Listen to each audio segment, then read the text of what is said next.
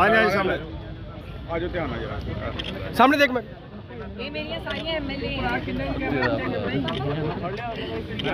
प्यार है जी ठीक प्यार है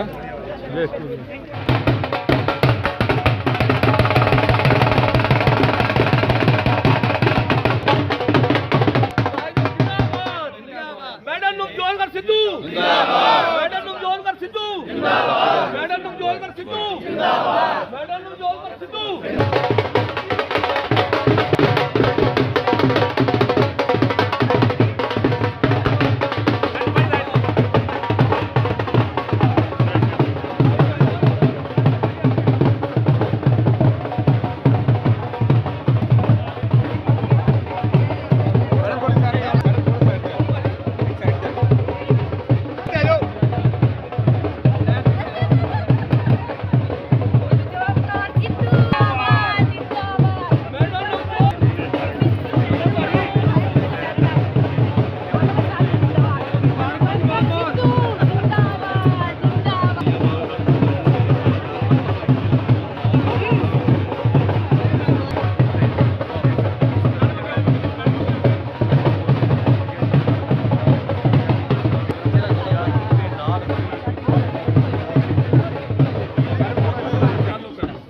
एक मिनट सर्दी लाठी भाई सामने लाठी भाई सामने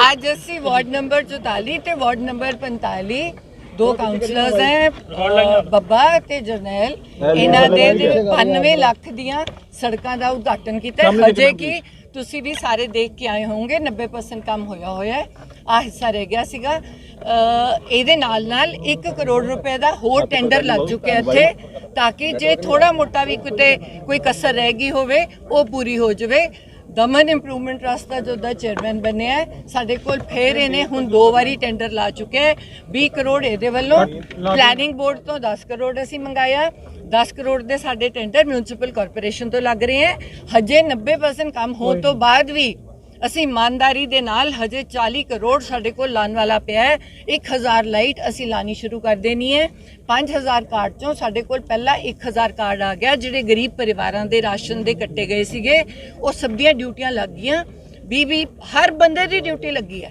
ਇਹ ਨਹੀਂ ਹੈ ਵੀ ਇੱਕ ਜਗ੍ਹਾ ਕਾਰਡ ਬਣ ਰਿਹਾ ਅੰਮ੍ਰਿਤਸਰ ਈਸਟ ਦਾ ਹਰ ਬੰਦਾ ਐਮਐਲਏ ਹੈ ਹਰ ਬੰਦਾ ਕਾਉਂਸਲਰ ਹੈ ਸਾਰੇ ਬੰਦੇ ਸੋ ਸਾਰੇ ਬੰਦੇ ਮਿਹਨਤ ਕਰ ਰਹੇ ਹੈ ਤੇ ਮਿਹਨਤ ਇੰਜੀ ਕਰਨਗੇ ਕਿ ਸਾਡਾ ਕੋਈ ਵੀ ਇਲਾਕਾ ਬਚੇ ਨਾ ਯੂਬੀਡੀਸੀ ਕੇ ਨਾਲ ਦਾ ਜਿਹੜਾ ਸਾਡਾ ਕੰਮ ਸੀਗਾ ਸੀਵਰੇਜ ਵਾਲਾ ਇੱਥੇ ਤੱਕ ਆ ਗਿਆ ਪਰ ਕਿਉਂਕਿ ਅਸੀਂ ਨਵੀਆਂ ਸੜਕਾਂ ਬਣਾਈਆਂ ਸੀ ਅਸੀਂ ਇਹਨੂੰ 2-3 ਮਹੀਨੇ ਡਿਲੇ ਕਰ ਰਹੇ ਹਾਂ ਅਗਲੀ ਵਾਰ ਜਦੋਂ ਅਸੀਂ ਇਹਨਾਂ ਨੂੰ ਤੋੜਨਾ ਪੈਣਾ ਸਾਨੂੰ ਦੁਆਰਾ ਥੋੜੀਆਂ ਗਲੀਆਂ ਨੂੰ ਉਦੋਂ ਅਸੀਂ ਨਵੀਂ ਟੈਕਨੋਲੋਜੀ ਵਾਲਾ ਸੀਵਰੇਜ ਐਡ ਕਰਨ ਲੱਗੇ ਹਾਂ ਜਿਹਨੂੰ ਨਾ ਚੂਹਾ ਖਾਵੇ ਜਿਹੜਾ ਹਜੇ ਤੱਕ ਨਾਰਥ ਆਫ ਇੰਡੀਆ ਆਇਆ ਹੀ ਨਹੀਂ ਉਹ ਮੇਰੀ ਦਮਨ ਦੇ ਨਾਲ ਸਾਡੀ ਰਿਪਰੈਜ਼ੈਂਟੇਸ਼ਨ ਹੋ ਚੁੱਕੀ ਹੈ ਈਵਨ ਵਾਟਰ ਪਾਈਪਸ ਤੇ ਸੀਵਰੇਜ ਦੀਆਂ ਪਾਈਪਸ ਉਹ ਜਿਹੀਆਂ ਪੈਣਗੀਆਂ ਜਿਹਦੇ ਨਾਲ ਕਿਤੇ ਵੀ ਰਸਤੇ ਸੜਕਾਂ ਨੂੰ ਤੋੜਨ ਦੀ ਲੋੜ ਨਹੀਂ ਪਏਗੀ ਪੂਰਾ ਰੇਨ ਵਾਟਰ ਹਾਰਵੈਸਟਿੰਗ ਵੀ ਅੰਮ੍ਰਿਤਸਰ ਈਸਟ ਦਾ ਕਵਰ ਹੋ ਜਾਏਗਾ ਕੱਲ ਜੋ ਵਿਧਾਨ ਸਭਾ ਦੇ ਵਿੱਚ ਹੋਇਆ ਤਲਖੀ ਦੇਖਣ ਨੂੰ ਮਿਲ ਰਹੀ ਹੈ ਆਪਸ ਮਜੀਠੀਆ ਹੋਰਾਂ ਦੀ ਤੇ ਨਵਜੋਤ ਸਿੰਘ ਸਿੱਧੂ ਹੋਰਾਂ ਦੀ 2017 ਦੀ ਦੇਖਣ ਨੂੰ ਮਿਲੀ ਸੀਗੀ ਜਿਹੜੀ ਮਰਿਆਦਾ ਸੀਗੀ शब्दों की वो भी कितना कोई भी इंसान ना जब वो किस इंसान से बंदा डरता है जब इंसान को डर लगता है कि मैं एक्सपोज होऊंगा तो वो फ्रैंटिक हो जाता है तो वो फ्रैंटिक होके आगे आता है जब चन्नी जी ने बड़े आराम से कहा था कि ये सेशन रखा गया है आम आदमी पार्टी कितना खुश हुई कि अच्छी तरीके से सेशन रखा गया इसमें पीपीए एग्रीमेंट्स जो अभी तक बाहर ही नहीं आए थे जो मैं आपसे पहले बात कर रही थी वो एक्सपोज होंगे इसमें मेन बात क्या थी कि तुम्हें सेंटर कह रहा है कि तुम्हें बिजली 2000 किलोवाट चाहिए हमारी स्टेट लिख के देती है कि नहीं हम अपनी बिजली प्रोड्यूस नहीं करेंगे हमें 4000 किलोवाट बिजली चाहिए वो भी हम बाहर से खरीदेंगे इसका मतलब क्या कि हम 50,000 करोड़ का नुकसान कर रहे हैं हमने झेला क्यों झेला क्योंकि हमने मजीठिया और इनके परिवार की और इनकी फैमिलीज की जो बिजली थी उनका 20-25 साल का कॉन्ट्रैक्ट साइन किया था अब पहले उनकी बसें पकड़ लेते हो तुम एक दिन पहले तो हमने उनकी बसें बंद कर दी। अभी इमेजिन करो केजरीवाल की चालाकी, अभी उन्होंने केजरीवाल ने जो ऑर्बिट बसें हैं और वो है उनको परमिट दिया हुआ है क्रॉस करने का। अभी हमारी अगली लड़ाई क्या है, सिर्फ पंजाब में ही हमारी बसें नहीं चलेंगी। अभी उसने क्या किया राजा वड़िंग ने कि 6,600 करोड़ का नुकसान हुआ है सिर्फ इसलिए कि हम प्राइवेट बसों को एक एक परमिट पे कितनी बसें चलाने का वो दे रहे थे। अब सबसे बड़ी प्रॉब्लम क्या है कि दिल्ली गवर्नमेंट उनकी बसें तो अलाउ कर रही है और हमारी पंजाब की बसेस को अभी तक हमने कब से राजा वड़िंग ने मीटिंग मांगी अरविंद केजरीवाल से 4-5 बार मीटिंग मांगी है कि भाई मेरे को मिलो, मेरे को परमिशन लेनी है, हमारी जो सरकारी बसें हैं हम नहीं खरीदेंगे। ये वाले 6,600 करोड़ में 25,000 बस आनी थी, इसका मतलब एम्प्लॉयमेंट 50,000 बंदे की एम्प्लॉयमेंट। अब जब बंदा इस लेवल पे एक्सपोज हो रहा है, अब नवजोत सिद्धू शुरू से क्या कहता रहा है कि हमने कागज पढ़े हैं, हम ये तो है नहीं कि हवा में बातें करते हैं। या तो आप कहो कि हमारा फिगर एक भी फिगर गलत हो, हमें पता था कि 50,000 करोड़ की, क्योंकि हमने सेंटर से भी पता किया था, सेंटर ने इनको डांट मारी जब ये सेंटर के साथ थे कि आपने कैसे कहा कि तुम्हें इतनी बिजली चाहिए, तुम क्यों इतनी बिजली खरीद रहे हो, तुम्हारे पंजाब में तो इतनी बिजली की ज़रूरत नहीं है।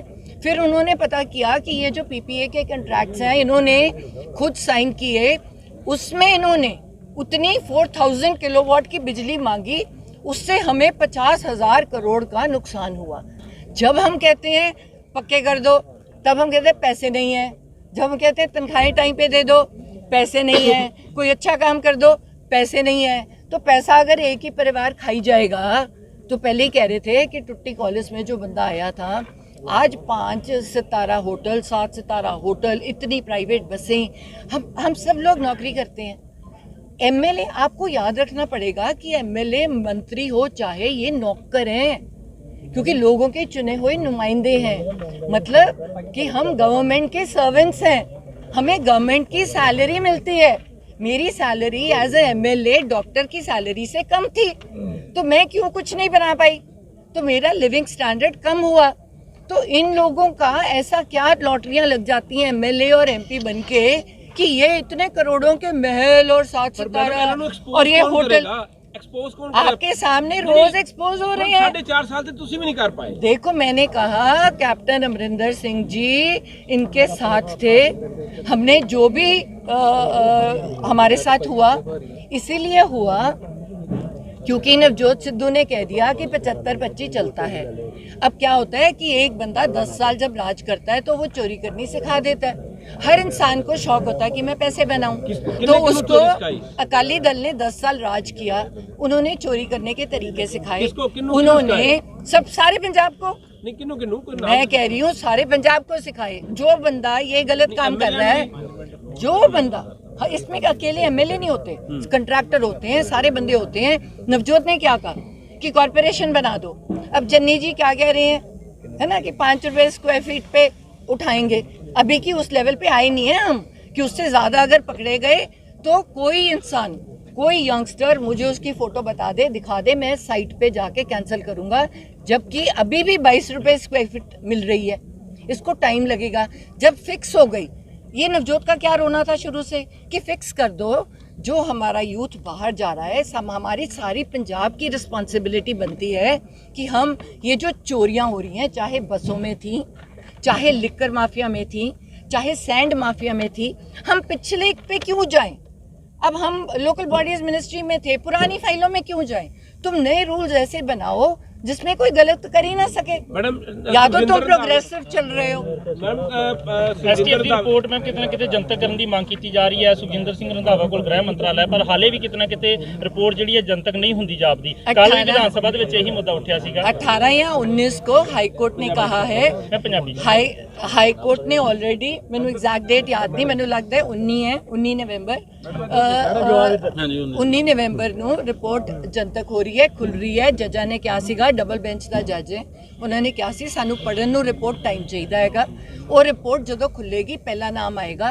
ਸਾਰੇ ਕਹਿੰਦੇ ਸੀਗੇ ਖੈਰਾ ਵੀ ਨਹੀਂ ਫੜਿਆ ਜਾਏਗਾ, ਜਦੋਂ ਕਿ ਈਡੀ ਦਾ ਨੋਟਿਸ ਆਇਆ ਸੀਗਾ ਤੁਹਾਡੇ ਸਾਹਮਣੇ ਖੈਰਾ ਵੀ ਫੜਿਆ ਗਿਆ, ਕਿਉਂਕਿ ਉਹਨੇ ਕਿਤੇ ਨਾ ਕਿਤੇ ਬਾਹਰਲੇ ਪੈਸਿਆਂ ਦਾ ਕੀਤੀ ਸੀਗੀ ਪ੍ਰੋਬਲਮ। ਪਹਿਲਾਂ ਤੁਸੀਂ ਕਦੇ ਨਹੀਂ ਦੇਖਿਆ ਵੀ ਐਮਐਲਏ ਫੜੇ ਗਏ। ਬੈਂਸ ਬ੍ਰਦਰ ਦੇ ਵੀ ਰੇਪ ਦਾ ਪਰਚਾ ਹੋਇਆ, ਪਹਿਲਾਂ ਤਾਂ ਕਦੇ ਨਹੀਂ ਹੋਇਆ। ਸੋ ਜੇ ਸਾਡੀ ਸਰਕਾਰ ਆਈ ਹੈ ਤਾਂ ਥੋੜੇ ਜਿਹੇ ਸਟ੍ਰਿਕਟ ਹੋ ਰਿਹਾ ਤਾਂ ਲੋਕ ਫੜੇ ਜਾ ਰਹੇ ਹੈ। ਤੇ ਜਿਹੜੀਆਂ ਬੱਸਾਂ ਫੜੀਆਂ ਗਈਆਂ ਉਹਨਾਂ ਚੋਂ 40% ਤਾਂ ਕਾਂਗਰਸ ਦੀਆਂ ਵੀ ਬੱਸਾਂ ਹੈ ਤੇ ਕਾਂਗਰਸ ਵਾਲੇ ਐਮਐਲਏ ਨੂੰ ਵੀ ਤਾਂ ਕਿਹਾ ਗਿਆ ਵੀ ਤੁਸੀਂ ਵੀ ਪੈਸੇ ਜਮ੍ਹਾਂ ਕਰਾਓ ਜੇ ਤੁਸੀਂ ਕਾਂਗਰਸੀਆਂ ਨੇ ਆਪਣੀਆਂ ਪ੍ਰਾਈਵੇਟ ਇੱਕ ਪਰਮਿਟ ਤੇ ਕੀਤੀਆਂ ਹੈ। ਵਿਕਰਮ ਮਜੀਠੀਆ ਚੁਣੌਤੀ ਦੇ ਰਹੇ ਹੈ, ਵਿਕਰਮ ਮਜੀਠੀਆ ਨੇ ਸਾਫ਼ ਚੁਣੌਤੀ ਦਿੱਤੀ ਹੈ। ਫਿਰ ਅੱਜ ਕੱਲ ਵਿੱਤ ਮੰਤਰੀ ਕਹਿ ਰਹੇ ਨੇ ਕਿ ਅਸੀਂ ਉਹਨਾਂ ਕੋਲੋਂ ਹੀ ਬਿਜਲੀ ਲਵਾਂਗੇ, ਪਰ ਗੱਲ ਕਰਕੇ ਲਵਾਂਗੇ ਹੁਣ ਅਸੀਂ। ਮੈਂ ਕਹਿੰਨੀ ਆ ਕਿਉਂਕਿ ਅਦਰਵਾਈਜ਼ ਤੁਹਾਡੇ ਹਾਈ ਕੋਰਟ ਚੈਲੰਜ ਹੋ ਜਾਂਦੇ ਹੈ। ਜਿਹੜਾ ਰੇਟ ਤੇ ਤੁਹਾਨੂੰ ਮਾਰਕੀਟ 'ਚ ਮਿਲ ਰਹੀ ਹੈ, ਜਿਹੜੇ ਰੇਟ ਤੇ ਮਾਰਕੀਟ ਮਿਲ ਰਹੀ ਹੈ, ਜੇ ਅਗਲਾ ਬੰਦਾ ਹਰ ਬੰਦੇ ਦੀ ਪਹਿਲੀ ਉਸ ਬੰਦੇ ਦੀ ਪ੍ਰਾਇੋਰਟੀ ਹੁੰਦੀ ਹੈ ਜਿਹੜੇ ਬੰਦੇ ਨਾਲ ਤੁਹਾਡਾ ਕੰਟਰੈਕਟ ਸਾਈਨ ਕੀਤਾ ਹੋਵੇ, ਇਹ ਚਾਹੇ ਘਰ ਦਾ ਹੋਵੇ ਚਾਹੇ ਕੋਈ ਗੱਲ ਹੋਵੇ, ਉਹ ਰੱਦ ਇਸ ਲਈ ਹੋ ਸਕੇ ਪਹਿਲਾਂ ਨਹੀਂ ਹੋ ਸਕੇ ਕਿਉਂਕਿ ਉਹਨਾਂ ਕੋਲ ਕੋਲਾ ਜਿਹੜਾ ਸੀਗਾ ਉਹਦੀ ਕੋਈ ਕੰਡੀਸ਼ਨਸ ਹੁੰਦੀਆਂ। ਤੁਸੀਂ ਪਿੱਛੇ ਕੋਲਾ ਰੱਖਣਾ ਹੁੰਦਾ ਹੈ, ਕੋਲਾ ਮਹਿੰਗਾ ਹੋਊਗਾ ਤਾਂ ਉਹਦੇ ਹਿਸਾਬ ਨਾਲ ਤੁਸੀਂ ਥੋੜਾ ਐਕੋਮੋਡੇਟ ਕਰੋਗੇ। ਹੁਣ ਰੂਲਸ ਛੁੱਟੇ ਦੇ ਰਹੇ ਬਾਰ-ਬਾਰ ਵਿਕਰਮ ਮਜੀਠੀਆ ਸ਼ਰੇਆਮ ਚੁਣੌਤੀ ਦੇ ਰਹੇ ਕਰਕੇ ਚੁਣੌਤੀ ਦਿੱਤੀ ਹੈ ਉਹਨਾਂ ਨੇ ਕਿ 19 ਨਵੰਬਰ ਨੂੰ ਜਿਹੜੇ ਨਵਜੋਤ ਸਿੰਘ ਸਿੱਧੂ ਹੈ ਉਹ ਆਪ ਆ ਕੇ ਕੋਰਟ ਵਿੱਚ ਕੇਸ ਲੜਨ, ਜੇਕਰ ਇੰਨੀ ਗੱਲ ਹੈ ਤਾਂ। ਦੇਖੋ ਜੇ ਉਹ ਵਕੀਲ ਹੁੰਦੇ ਤਾਂ ਉਹ ਬਹੁਤ ਛੇਤੀ ਕੇਸ ਲੜ ਚੁੱਕੇ ਹੁੰਦੇ ਤਾਂ ਹੁਣ ਨੂੰ ਉਹ ਅੰਦਰ ਵੀ ਹੁੰਦੇ। ਬਾਕੀ ਲੋਕ ਜਿਨ੍ਹਾਂ ਨੇ ਗਲਤ ਕੰਮ ਕੀਤਾ ਹੈ, ਨਵਜੋਤ ਸਿੱਧੂ ਕੋਈ ਪਾਰਟਿਕੂਲਰ ਬੰਦੇ ਦੇ ਖਿਲਾਫ ਨਹੀਂ ਹੈ।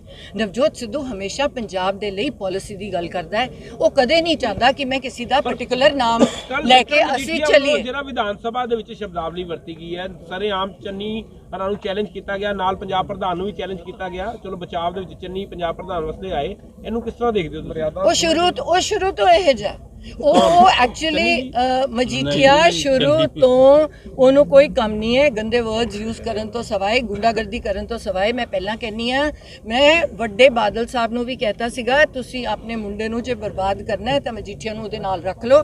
ਜੇ ਤੁਸੀਂ ਚਾਹੁੰਦੇ ਹੋ ਕਿ ਅਕਾਲੀ ਦਲ ਨੂੰ ਬਚਾ ਲਓ ਤੇ ਆਪਣੇ ਮੁੰਡੇ ਨੂੰ ਬਚਾ ਲਓ ਉਹਦੇ ਤੋਂ, ਤਾਂ ਮਜੀਠੀਆ ਨੂੰ ਪਾਸੇ ਕਰ ਦਿਓ ਕਿਉਂਕਿ ਜਿਹੜੀ ਗੁੰਡਾਗਰਦੀ ਅਕਾਲੀ ਦਲ 'ਚ ਆਈ ਉਹ ਮਜੀਠੀਆ ਕਰਕੇ ਆਈ। ਉਹਨੇ ਸਿਖਾਇਆ ਯੰਗਸਟਰਸ ਨੂੰ ਕਿਵੇਂ ਪੈਸੇ ਕਮਾਣੇ ਹੈ ਡਰੱਗਸ ਦੇ ਥਰੂ, ਈਜ਼ੀ ਮਨੀ ਕਿਵੇਂ ਲੈ ਕੇ ਆਣੀ ਹੈ। ਜਿੰਨੇ ਝੂਠੇ ਪਰਚਿਆਂ ਦੇ ਨਾਮ ਆਏ, ਮੈਂ ਬਚਪਨ ਤੋਂ ਨਹੀਂ ਸੁਣਿਆ ਕਦੇ ਵੀ ਕੋਈ ਬੰਦਾ ਸਟੇਟ 'ਚ ਨਾ ਹੋਵੇ, ਡਿਸਟ੍ਰਿਕਟ 'ਚ ਨਾ ਹੋਵੇ, ਕੋਈ ਜਿਹਨੇ ਗਲਤ ਕੰਮ ਹੀ ਨਾ ਕੀਤਾ ਹੋਵੇ, ਉਹਦੇ ਸਕੂਟਰ ਦੇ ਵਿੱਚ ਕੋਈ 10 ਗ੍ਰਾਮ ਸੁੱਟ ਗਿਆ, ਉਹਦੇ ਘਰ 'ਚ ਕੋਈ ਸੁੱਟ ਗਿਆ, ਪਰਚਾ ਹੋ ਗਿਆ। ਅੱਜ ਕੱਲ੍ਹ ਲੋਕ ਪਰਚੇ ਦੀ ਐਂ ਗੱਲ ਕਰਦੇ ਆ, ਸਾਰੀ ਮਜੀਠੀਆ ਦੀ ਦੇਣ ਹੈ। ਫਲਾਣੇ ਬੰਦੇ ਨੇ ਮੇਰੀ ਗੱਲ ਨਹੀਂ ਸੁਣੀ, ਪਰਚਾ ਕਰ ਦੋ ਸਵੇਰੇ ਉਹਦੇ ਤੇ ਫਲਾਣੇ ਦਾ। ਇਹ ਪਹਿਲੀ ਵਾਰ ਇਹ 307 ਦਾ ਪਰਚਾ ਲਓ ਜੀ। ਸਭ ਤੋਂ ਸ਼ਰੀਫ ਬੰਦਾ ਹੱਲ ਕੀ ਤੁਹਾਡੀ ਸਰਕਾਰ ਦੇ ਪੌਣੇ 5 ਸਾਲ 'ਚ ਹੱਲ ਨਹੀਂ ਕਰ ਪਾਈ, ਤੁਸੀਂ ਵੀ ਆਪਣੀ ਵਿਫਲਤਾ ਮੰਨਦੇ ਹੋ? ਦੇਖੋ 4.5 ਸਾਲ ਮੈਂ ਮੰਨਦੀ ਹੀ ਨਹੀਂ ਸਾਡੀ ਸਰਕਾਰ ਸੀ। ਸਾਡੇ ਕੈਪਟਨ ਅਮਰਿੰਦਰ ਸਿੰਘ ਜੀ ਟੋਟਲੀ ਉਹਨਾਂ ਦੇ ਨਾਲ ਰਲੇ ਹੋਏ ਸੀ, ਉਹਦੇ ਪਿੱਛੇ ਸਾਨੂੰ ਸਾਡੇ ਡਿਪਾਰਟਮੈਂਟ ਤੋਂ ਉਤਾਰਿਆ ਗਿਆ। ਮੈਂ ਕੀ ਕਰੋਗੇ? ਆਤਮ ਹੱਤਿਆ ਕਰ ਲਿੱਤੀ ਹੈ, ਬੁਲਾਰੀਏ ਦੇ ਪੀਏ ਦਾ ਨਾਮ ਆਇਆ, ਨਾਲ ਬੁਲਾਰੀਏ ਦਾ ਨਾਮ ਲੈਂਦੇ ਪਏ ਨੇ ਕਿ ਇਹਨਾਂ ਕ ਧੱਕਾਸ਼ਾਹੀ ਸਾਡੇ ਨਾਲ ਕੀਤੀ ਹੈ ਕਿ ਆਖਿਰਕਾਰ ਮਰਨ ਦਾ ਰਸਤਾ ਸਹੀ ਹੋ ਗਿਆ। ਦੇਖੋ ਇਹ ਜਿਹੜੀ ਵੀ ਗੱਲ ਹੈ ਇਹ ਬਹੁਤ ਸੈਂਸਿਟਿਵ ਮੈਟਰਸ ਹੈ। ਮੈਂ ਕਦੇ ਵੀ ਕਿਸੇ ਵੀ ਇਹੋ ਜਿਹੇ ਬੰਦੇ ਨੂੰ ਸਪੋਰਟ ਨਹੀਂ ਕਰਦੀ, ਚਾਹੇ ਉਹ ਮੇਰਾ ਆਪਣਾ ਪਰਿਵਾਰ ਦਾ ਬੰਦਾ ਹੋਵੇ, ਕੋਈ ਬੰਦਾ ਹੋਵੇ ਜਿਹਦੇ ਕਰਕੇ ਮਜਬੂਰ ਹੋ ਕੇ ਕਿਸੇ ਵੀ ਪੰਜਾਬੀ ਕਿਸੇ ਵੀ ਬੰਦੇ ਨੂੰ ਗਲਤ ਸਟੈਪ ਕੋਈ ਆਪਣੀ ਜਾਨ ਨਾਲ ਸਟੈਪ ਲੈਣਾ ਪਵੇ। ਸੋ ਮੈਂ ਬਿਲਕੁਲ ਇਹਦੇ ਅਗੇਂਸਟ ਆ, ਪਰ ਮੈਂ ਹਮੇਸ਼ਾ ਇਹੀ ਚਾਹੁੰਦੀ ਹਾਂ ਕਿ ਜਿਹੜੀ ਇਨਵੈਸਟੀਗੇਸ਼ਨ ਹੈ ਬਹੁਤ ਫੇਅਰ ਹੋਣੀ ਚਾਹੀਦੀ ਹੈ। ਪਹਿਲੀ ਵਾਰ ਪੋਲਿਟਿਕਸ ਜਾ ਕੇ ਮੈਂ ਝੂਠੇ ਪੁਲਿਸ ਕੇਸ ਦੇਖੇ ਹੈ, ਝੂਠੇ ਪਰਚੇ ਦੇਖੇ ਹੈ, ਝੂਠੀਆਂ ਰਿਪੋਰਟਾਂ ਦੇਖੀਆਂ ਹੈ, ਜਾਲੀ। ਮੈਂ ਜਦੋਂ ਡਾਕਟਰ ਸੀ ਮੈਨੂੰ ਪਤਾ ਨਹੀਂ ਸੀ ਕਿ ਇਹ ਜਾਲੀ ਕਿਵੇਂ ਹੱਡੀਆਂ ਤੋੜੀਆਂ ਜਾਂਦੀਆਂ। ਇਹ ਮੈਂ ਪਹਿਲੀ ਵਾਰ ਦੇਖਿਆ ਵੀ ਤੁਹਾਡਾ ਸਿਰ ਫਾੜਿਆ ਗਿਆ ਜਾਲੀ ਹੈ, ਬਲੇਡ ਰੱਖ ਕੇ ਤੁਸੀਂ ਹੱਡੀ ਟੁੱਟੀ ਦਿਖਾ ਰਹੇ ਹੋ, ਇਹ ਪਹਿਲੀ ਵਾਰ ਦੇਖਿਆ ਗਿਆ। ਮੈਮ ਨੋਨੀ ਮਾਨ ਤੇ ਪਰਚਾ ਦਰਜ ਕੀਤਾ ਗਿਆ ਹੈ, ਜਿਹੜੀ ਗੁੰਡਾਗਰਦੀ ਉਹਨਾਂ ਨੇ ਕੀਤੀ ਹੈ, ਜਿਹੜੇ ਕਿਸਾਨਾਂ ਨੂੰ ਦਲਣ ਦੀ ਵੀ ਕੋਸ਼ਿਸ਼ ਕੀਤੀ। ਵੀਡੀਓ ਸਾਹਮਣੇ ਦਿਖ ਰਹੀ ਹੈ ਤੁਹਾਨੂੰ, ਆਡੀਓ ਵੀ ਇੱਕ ਵਾਇਰਲ ਹੋਇਆ ਜਿਸ ਵਿੱਚ ਸੁਖਬੀਰ ਬਾਦਲ ਦਾਅਵਾ ਕਰ ਰਹੇ ਨੇ ਕਿ ਇਹ ਪਿੰਕੀ ਤੇ ਪਾ ਦਿਓ। ਦੇਖੋ ਉਹ ਤਾਂ ਜਿਹੜੀ ਗੱਡੀ ਵਾਲਾ ਮੈਂ ਦੇਖਿਆ, ਮੈਂ ਸੁਖਬੀਰ ਬਾਦਲ ਦੀ ਆਡੀਓ ਨਹੀਂ ਸੁਣੀ, ਮੈਂ ਵੀ ਝੂਠ ਬੋਲਾਂ, ਪਰ ਜਿਹੜਾ ਮੈਂ ਉਹ ਜਦੋਂ ਗੱਡੀਆਂ ਨਿਕਲ ਰਹੀਆਂ ਤੇ ਫਾਇਰਿੰਗ ਹੋ ਰਹੀ ਹੈ, ਮੈਂ ਪੂਰੀ ਵੀਡੀਓ ਦੇਖੀ ਹੈ ਧਿਆਨ ਦੇ ਨਾਲ, ਐਂਡ ਉਹ ਤਾਂ ਹੀ ਇਮੀਡੀਏਟਲੀ ਉਸ ਤੇ ਐਕਸ਼ਨ ਹੋਇਆ ਐਂਡ ਉਹ ਬਿਲਕੁਲ ਉਹਨਾਂ ਨੇ ਕਿਸਾਨਾਂ ਤੇ ਚਲਾਈ ਹੈ ਗੋਲੀ ਤੇ ਕਿਉਂਕਿ ਉਹ ਹੈ ਵੀ ਬਹੁਤ ਜ਼ਿਆਦਾ ਸਟਰੋਂਗ ਜਿਨ੍ਹਾਂ ਤੇ ਗੋਲੀ ਚਲਾਈ ਗਈ ਹੈ ਐਂਡ ਇਮੀਡੀਏਟਲੀ ਡਿਸਮਿਸ ਹੋਣਾ ਚਾਹੀਦਾ ਤੇ ਇਮੀਡੀਏਟਲੀ ਐਕਸ਼ਨ ਹੋਣਾ ਚਾਹੀਦਾ। ਬਿੱਲ ਮਾਫ ਕੀਤੇ ਆ ਬਕਾਇਆ, ਚੰਨੀ ਸਾਹਿਬ ਨੇ ਬਿਜਲੀ ਦੇ ਬਿੱਲ ਮਾਫ ਕੀਤੇ, ਕੀ ਉਹ ਪਾਣੀ ਦੇ ਬਿੱਲ ਵੀ ਬਕਾਇਆ ਮਾਫ ਕਰਨਗੇ? ਦੇਖੋ ਇਹ ਉਹਨਾਂ ਦੀ ਡਿਸੀਜਨ ਹੋਊਗੀ, ਜਿਹੜਾ ਡਿਸੀਜਨ ਉਹ ਲੈਣਗੇ। ਸਾਡਾ ਸਿਰਫ ਇੰਨਾ ਕੰਮ ਹੈ ਕਿ ਜੋ ਵੀ ਕੈਬਨਿਟ ਡਿਸੀਜਨ ਹੋਵੇ ਅਸੀਂ ਲੋਕਾਂ ਤੱਕ ਲੈ ਕੇ ਜਾਈਏ। ਸਭ ਤੋਂ ਪਹਿਲਾਂ ਅੰਮ੍ਰਿਤਸਰ ਈਸਟ ਕੈਂਪ ਲਾਂਦੀ ਹੈ, ਉੱਤੋਂ ਚਾਹੇ ਸੈਂਟਰ ਤੋਂ ਪੈਸਾ ਮਿਲੇ ਚਾਹੇ ਸਟੇਟ ਤੋਂ ਪੈਸਾ ਮਿਲੇ, ਲੋਕਾਂ ਤੱਕ ਪਹੁੰਚਾਉਣਾ ਸਾਡਾ ਕੰਮ ਹੈ। ਮੈਡਮ ਸੋਨੀਆ ਮਾਨ ਅੱਜ ਸ਼ਾਮਲ ਹੋ ਰਹੇ ਇੱਕ ਮਿੰਟ ਯਾਰ ਮਨੀਸ਼ ਸੋਨੀਆ ਤਿਵਾੜੀ ਔਰ ਜਿਹੜੇ ਸੁਨੀਲ ਜਾਖੜ ਲਗਾਤਾਰ ਸਰਕਾਰ ਦੇ ਕੰਮ ਕਰਦੇ ਨਿਸ਼ਾਨਾ ਸਾਧਨ ਕਹਿੰਦੇ ਏਜੀ ਨੂੰ ਹਟਾਉਣਾ ਵੀ ਗਲਤ ਸੀ ਕਿ ਕਿਤੇ ਨਾ ਕਿਤੇ ਇਹ ਵੀ ਗੱਲ ਜ਼ਰੂਰ ਸਾਹਮਣੇ ਆ ਰਹੀ ਕਿ ਨਵਜੋਤ ਸਿੰਘ ਸਿੱਧੂ ਜਿਹੜੇ ਆ ਉਹ ਸਰਕਾਰ ਦੇ ਕੰਮਾਂ 'ਚ ਦਖਲਅੰਦਾਜ਼ੀ ਕਰ ਰਹੇ ਨੇ, ਹੈਵੀ ਹੋ ਰਹੇ ਨੇ ਸਰਕਾਰ ਤੇ, ਤੇ ਉਹਨਾਂ ਦੀਆਂ ਜਿਹੜੀਆਂ ਮੰਨਾਈਆਂ ਨੇ ਉਹ ਮੰਨੀਆਂ ਜਾ ਰਹੀਆਂ ਨੇ ਕਿਉਂਕਿ ਤੁਹਾਡੀ ਸਰਕਾਰ ਦੇ ਲੋਕ ਕਹਿ ਰਹੇ ਨੇ। ਦੇਖੋ ਬੰਦਾ ਉਹੀ ਸੱਚਾ ਹੁੰਦਾ ਹੈ, ਉਹਦੀ ਮੰਨੀ ਜਾਂਦੀ ਹੈ ਜਿਹੜੀ ਸੱਚੀ ਗੱਲ ਕਰਦਾ ਹੈ।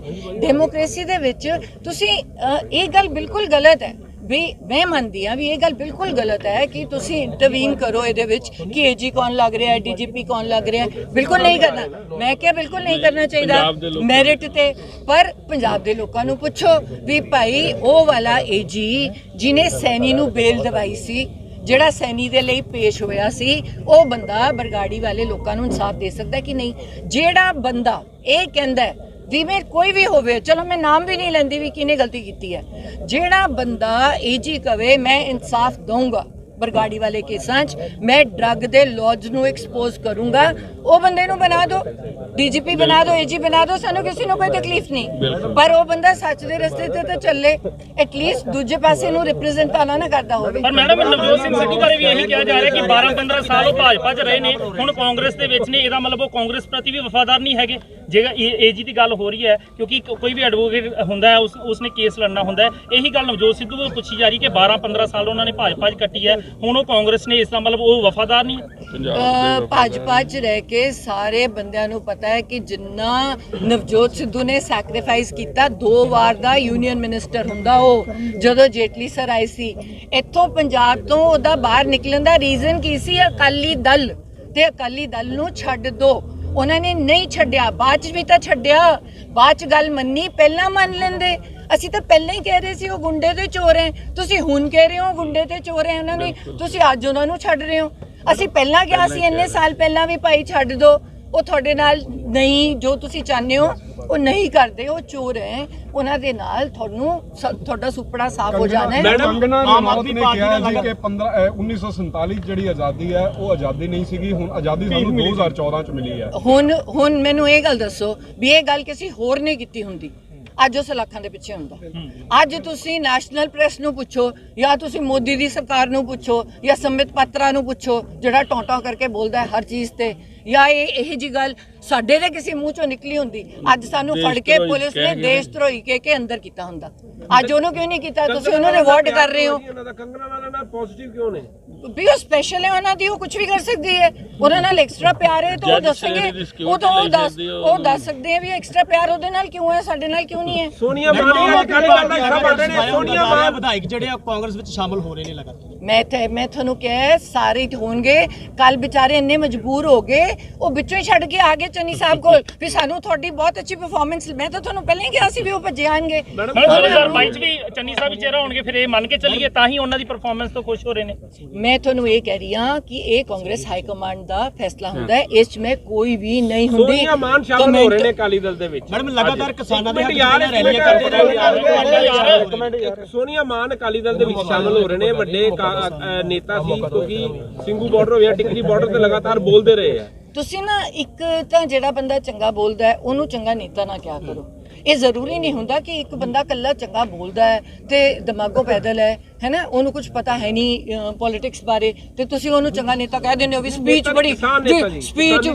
ਬੜੀ ਵਧੀਆ ਦਿੱਤੀ ਹੈ ਜੀ ਕਿਸਾਨਾਂ ਦੇ ਫੋਰ। ਕੀਤਾ ਕੀ ਹੈ ਕਿਸਾਨਾਂ ਲਈ? ਸੋਨੀਆ ਮਾਨ ਕੰਮ ਕੀ ਕੀਤਾ ਹੈ?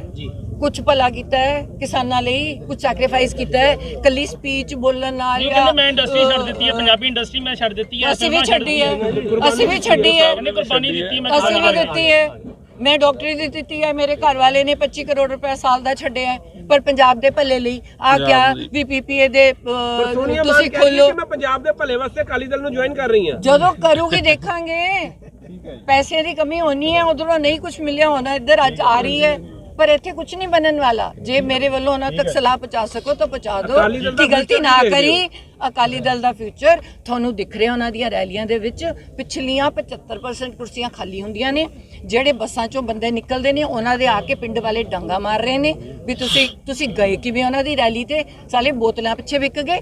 ਉਹਨਾਂ ਨੂੰ ਡਾਂਗਾ ਪੈ ਰਹੀਆਂ। ਤੁਸੀਂ ਵੀ ਸੋਸ਼ਲ ਮੀਡੀਆ ਦੇਖ ਰਹੇ ਹੋ, ਮੈਂ ਵੀ ਸੋਸ਼ਲ ਮੀਡੀਆ ਦੇਖ ਰਹੀ ਹਾਂ। ਆਰਬਿਟ ਦੀਆਂ ਬੱਸਾਂ ਇੱਕ ਮਿੰਟ ਮੈਡਮ ਤੁਸੀਂ ਕਹਿ ਰਹੇ ਹੋ ਆਰਬਿਟ ਦੀਆਂ ਬੱਸਾਂ ਦਿੱਲੀ ਜਾਂਦੀਆਂ ਜਿਹੜੀ ਆਮ ਇੱਕ ਮਿਲੀ ਵਕਤ ਹੈ ਫਿਰ ਮੈਂ ਕਹਿੰਦੀ ਹਾਂ ਕਿ ਕੇਜਰੀਵਾਲ ਕਿਵੇਂ ਆਪਣੇ ਆਪ ਨੂੰ ਸੱਚਾ ਕਹਿ ਰਿਹਾ ਜਦੋਂ ਉਹਨਾਂ ਦੀਆਂ ਬੱਸਾਂ ਪ੍ਰਾਈਵੇਟ ਬੱਸਾਂ ਲਾਉ ਕਰ ਰਿਹਾ ਦਿੱਲੀ ਚੋਂ ਕ੍ਰਾਸ ਕਰਨ ਨੂੰ, ਸਰਕਾਰੀ ਬੱਸ ਕਿਉਂ ਨਹੀਂ? ਅਸੀਂ ਇਹ ਕਹਿੰਦੇ ਹਾਂ ਕਿ 80% ਸਰਕਾਰੀ ਕੰਮ ਹੋਣਾ ਚਾਹੀਦਾ ਹੈ, ਤਾਂ ਸਰਕਾਰੀ ਨੌਕਰੀਆਂ ਮਿਲਣਗੀਆਂ, ਤਾਂ ਪੰਜਾਬ ਆਪਣੇ ਪੈਰਾਂ ਤੇ ਖੜਾ ਹੋਏਗਾ। ਜਾਣਦੇ ਕਿ ਪੰਜਾਬ ਨੂੰ ਫਾਈਨੈਂਸ਼ੀਅਲੀ ਨੁਕਸਾਨ ਕੀਤਾ ਜਾ ਰਿਹਾ ਹੈ। ਐਬਸੋਲੂਟਲੀ ਪ੍ਰਾਈਵੇਟ ਉਹ ਕਰਨ ਦੇ ਬਾਅਦ ਇਸ 'ਚ ਉਹ ਦੋਸ਼ੀ ਹੈ ਬਰਾਬਰ ਦਾ।